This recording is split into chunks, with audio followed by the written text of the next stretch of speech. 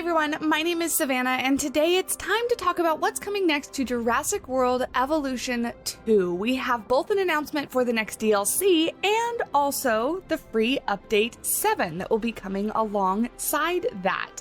I wanted to combine these just in one video, one for sake of time, and two, just that way I can go over everything that I know and everything that's on these posts for you all in one place. So what you're watching now is actually the trailer for the DLC announcement, the Prehistoric Marine Species Pack. I'm so much more excited for these animals than I thought I was going to be. My only hope, and I don't really see anything anywhere, and if I've missed it, please let me know, but more decorations for the lagoons. I want more to be able to decorate inside the lagoons for these animals. There's such big open spaces, and that's needed, obviously, because the animals need space to swim around, but I want stuff to look at, other than just, a few, floor decorations. I want tall, maybe seaweed or kelp or something like that, just more decorations would be awesome. So I don't know if that isn't coming or if it is coming with the DLC, but I have my fingers crossed that hopefully we'll get something to add to those. But let's go ahead and jump in and talk about what is coming as far as the species go. First, we have Archelon. There's a reason that Archelon's name means ruler turtle. Thought to have lived in the late Cretaceous period, Archelon remains the largest turtle ever discovered. With giant flippers, Archelon was a fast swimmer, which is bound to make it a breathtaking addition to your guests. And just look at that screenshot. How cool are they? This is actually by far and away my favorite animal being added to the pack.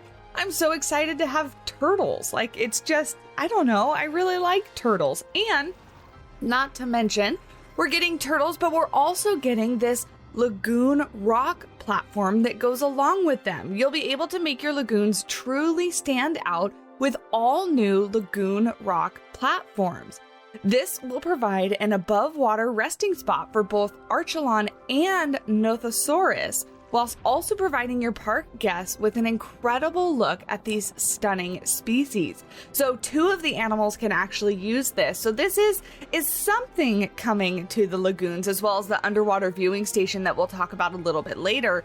But still, more decorations, please. That would be fantastic. And speaking of Nothosaurus, we're also getting that animal in the game, obviously. Now, very splotchy body coloration on him, and quite the need for an orthodontist. Those teeth are some crazy looking teeth. But how cool! Look at those teeth! This nimble, distinctive predator roamed the shores of the late Triassic, propelling itself forward with webbed feet. With a bioluminescent skin also available, your guests won't be able to tear their eyes away from this incredible species. So that's really cool. Another bioluminescent animal to swim around in your lagoons. I can't wait to see what that looks like. I don't have too much to say about this one. It looks pretty crazy to me. It's an animal that I've never heard of before, so if you know anything about it, do let me know down in the comment section below.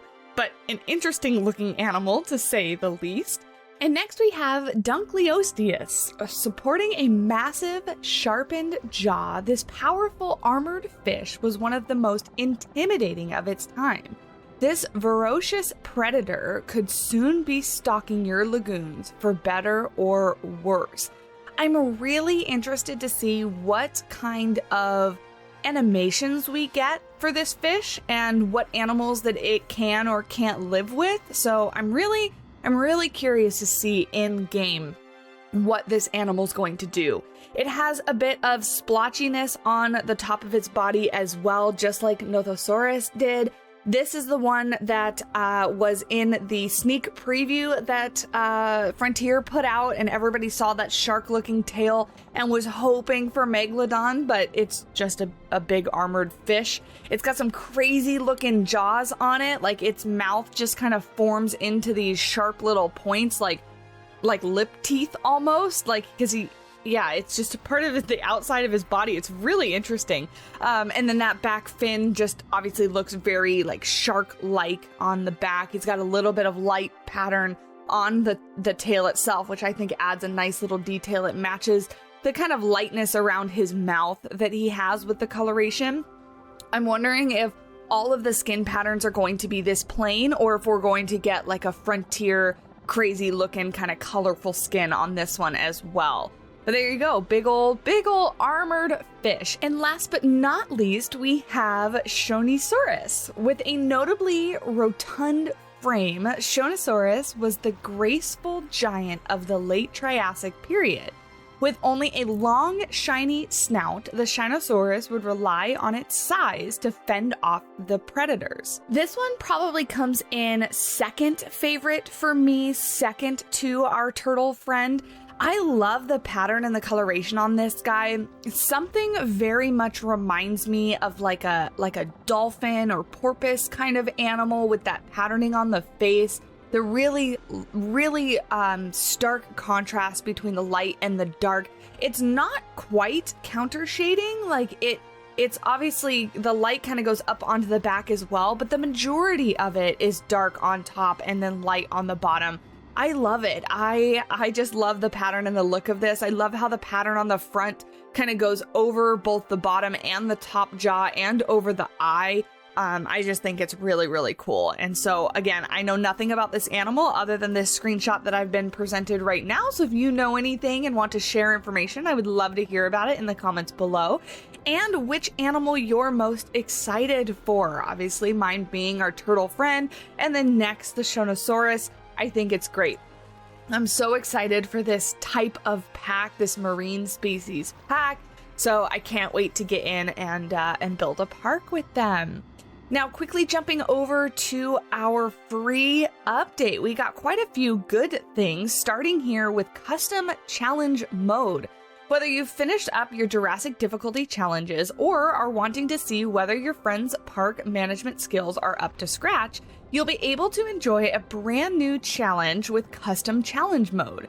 From selecting the map and up to 3 objectives, to customizing over 40 settings so that your challenge is totally unique, you'll be able to create and share your very own challenges. Each challenge you create will generate its own unique share code, so you can send it to your friends and share it on your social channels. We'll even be sharing some of our own custom challenges from the familiar faces on our channels in the coming weeks, so keep an eye out. So that's a really interesting idea and a really good addition to the game, I think. This offers a lot more replayability for the game. If you've already beaten all your challenges and all the different modes that you can do, this allows you to go back in and play in different ways and create your own custom ways to play. So I think that this is a phenomenal idea. And like I said, it just kind of increases the longevity of the game, and allowing people to replay and then share with people, I think is great. So maybe I'll have to try to figure it out and put together a challenge and share it with everyone. I'm not sure. I don't normally play challenge mode, so I'm not that great at it, but I have been considering starting a Let's Play series because I wanted to play some Jurassic World Evolution 2 the other day, and I didn't feel like playing anything like building anything pretty in Sandbox mode. So I'll have to consider it. And then next, obviously with a lagoon focused pack, we have a new lagoon viewing dome, as I briefly mentioned earlier. Look at that beautiful viewing area, obviously connected underground, so that's how your guests are going to access it, via some sort of elevator up to the top. And I think it looks great. You get a nice 360-degree view of your lagoon. With the incredible new species coming to your lagoons in the Jurassic World Evolution 2 Prehistoric Marine Species Pack, what a mouthful, we're offering your park guests a whole new way to observe them with the Lagoon Viewing Dome. This brand new viewing area will function much like the remote viewing galleries included in our previous update, and all remote viewing entrances will also now be able to snap to the edges of your lagoon, making your guest experience even better. Lagoon viewing domes will also offer a whole new underwater view for your guests, allowing them to see your marine species like never before. So this and the floating little rock platform thing, so far the only 2 new things that I see coming to the lagoons. Now, the lagoon viewing dome will add a bit of detail and height in your lagoons. It looks like it's fairly tall, sitting kind of right in the middle of the lagoon. but I still want more. So I'm still hoping for more.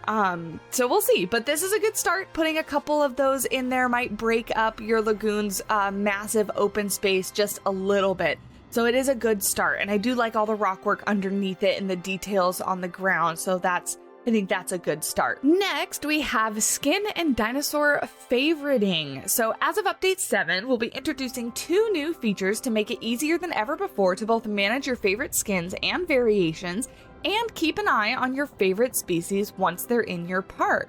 First up, you'll now be able to mark your skin and pattern color variants as favorites in the species viewer, allowing you a way to save the variations that you prefer in a simple, easy to see way. When you're in the hatchery genome editing menu, you'll then be able to choose only randomize your favorited color variants, allowing you even more freedom over how your species look in your park. That's awesome! Because not that I dislike like the movie skin patterns and things like that, but there have been times where I want to create a whole group of dinosaurs and I want to leave those ones out, specifically when I'm covering new animals coming to the game. Like, for example, when I was covering the Pyroraptor, I wanted to create different patterns, but without the movie one being released in my my group, because I had covered that red and white kind of movie pattern in a separate little section. So that's really cool, because what I was having to do is release them and then just like ignore the fact that it released some movie patterns and I didn't get as many random patterns to look at. So I think that that is great, that you can pick and choose and release giant groups of multiple different patterns instead of having to release like one with one pattern, another with another pattern, just to get the exact colorations that you want in your exhibit. You'll also now be able to favorite specific dinosaurs in your park. This will allow you to receive notifications when these dinosaurs in particular are performing interesting behaviors, as well as placing a beacon at their current location so you can easily head to them. Your favorited dinosaurs will also appear with a green highlight on your map overview, so you can always check in on them when needed. I feel like I would use this for troublesome dinosaurs, not necessarily favorite dinosaurs, but like if I have a troublesome dinosaur that likes to escape or cause mayhem or something like that, I would favorite it so I could keep a close eye on it. But that's a cool feature as well. Moving right along to the Placeable Amphitheater, I think this was something that was highly requested. We're not in San Diego anymore. Yep, that's right. With Update 7, you'll now be able to place the amphitheater in your Sandbox parks as part of the Jurassic Park building style. We know this is something that's been highly requested, so we're very much looking forward to seeing what you do with this iconic building in your parks. I've actually never built with it because of the fact that it was only in one map, so I'm really excited to place this down. I was actually thinking of starting like a tropical, more Jurassic Parky looking park. So this will be perfect that I can add that into my park. So I'm very excited. As far as I'm concerned, we could have every single object available in every single park. All the foliage obviously got added very recently, so that's a good start. Next, I want the terrain paint added in every single park, the ability to kind of go through and select exactly what terrain paint you want to use in whatever map. I think that would be awesome, but I love it. I love to see already in-game assets just spread across all of the different Sandbox parks. You can use them wherever you want. I think that's great. And then last but not least here, we have Dinosaur Guest Hostility. Look at those guys roaming free and that guest pointing at that dinosaur real close up. He's so excited. He's having the best day. Want to make your prehistoric species a little more free range? Now with Update 7, you'll be able to. When starting a new Sandbox park, you'll be able to toggle Dinosaur Danger to Guests on or off, or set it to Carnivores only. With this setting off, any prehistoric species not in enclosures won't attack or injure your guests, and your safety rating and incident prevention ratings won't be impacted either. Nothing's safer than a dinosaur park. Okay, so you can actually make free range like T-Rexes if you want, if you change that to off completely. So that gives you a whole new slew of possibilities there. So that's pretty cool. You can maybe we can make walkthrough exhibits, some way to kind of contain the animals, but have your paths go through the exhibits as like purely walk through. Ooh, that's an interesting idea.